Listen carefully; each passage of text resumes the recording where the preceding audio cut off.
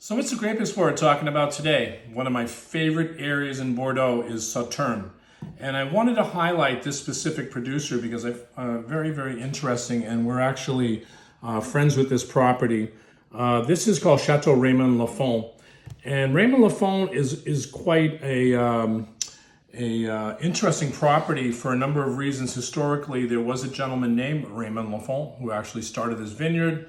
This vineyard was then passed along to the next owner, and it was the Pontellier family. If that name sounds familiar to some of our friends out there that know Bordeaux, yes, it's the same family, Paul Pontellier, that ran Chateau Margaux for many, many years. But this is now owned by another family, and this is the Meslier family. And Pierre Meslier was the managing director of Chateau Yquem for close to 30 years, prior to being bought by LMVH today, who owns it, and it's Pierre Lurton is now the winemaker consultant there. But before then, of course, it was Pierre Meslier. So when Pierre finally left and stepped down from his job at Chateau Yquem, he bought the chateau that was right next door to Chateau Yquem. And this was the property right here, Raymond Lafon. So we wanted to highlight this for a number of reasons. One, I wanted to show you on the transit map, all the way down on the last stop, we have this area. It's called Sauternes right here. And you have Barsac, which is very close to Sauternes. And we can give you a little bit of detail on Barsac and everything like that. But this is the River Giron. Across the way is Lupiac. These are all sweet wines in Bordeaux, by the way. So all of these wine production here is sweet wines.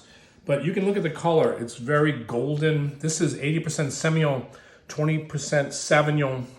And what they do is they wait till the grapes shrivel down to raisins, and they call that botrytis because it's called noble rot. And what happens is you get this intense fruit, and it's very, very difficult to produce these kind of wines. They almost have to go through the vineyard, and sweep through and pick only the grapes they think that are ready. And then they wait another 4 days. They go back into the vineyard. They pick the grapes again that they think are ready. And what we call this area, because it gets affected by noble rot for a reason. So you get this ocean, maritime breezes that come here. You get the Mediterranean breezes coming here. It creates this micro pocket that makes what we call botrytis or sweet wines. And the best ones are Sauternes. And Raymond Lafon is one of the best wines. The other thing I wanted to bring up, because a lot of people say, again, well, sweet wines, not my cup of tea. Well, you got to know what to do with these wines. And the reason why I say that, I broke out today what is called the best pairing of Sauternes, and it's called Roquefort. Now, Roquefort is this blue vein cheese, which, as you can see, is beautiful, cheese. But this is from the south of France. And when you taste this cheese, very salty, but beautiful flavors, and then you taste the Sauternes with it.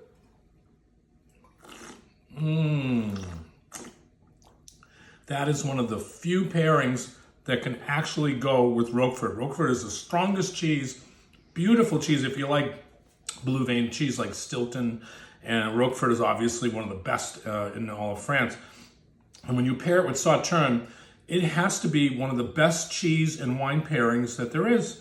The other thing that you can taste with these wines is foie gras, and pan-seared foie gras specifically, because you have that fatty kind of taste with the foie gras, but you pair that with the Sauternes, and those are beautiful, if you want to say pairings and everything like that.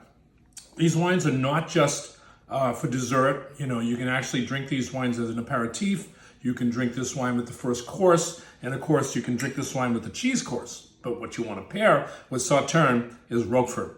Again, this is the Grape Explorer, talking about grapes and talking about wine.